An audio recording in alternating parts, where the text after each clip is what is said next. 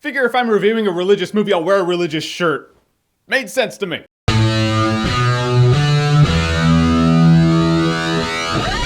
Risen!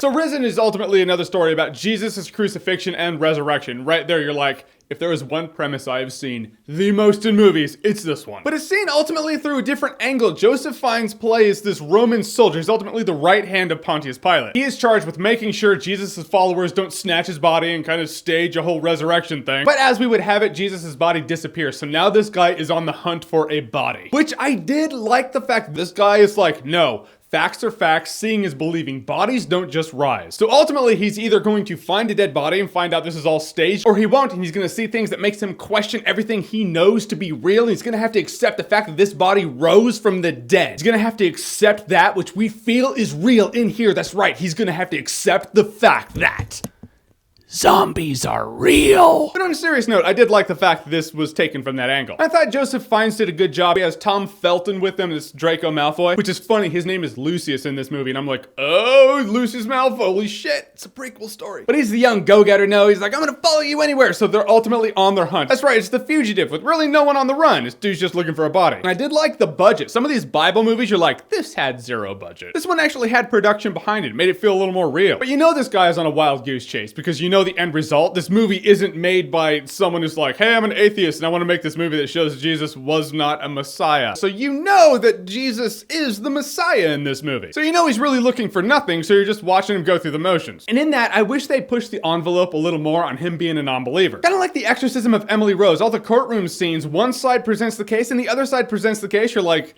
they're both really good cases. In fact, the case against Emily Rose being possessed is a pretty solid one. I wish they had done that all the way to the end. I wish this movie ended with no real clear agenda or angle. I wish it was just like, this guy doesn't have answers, neither do we.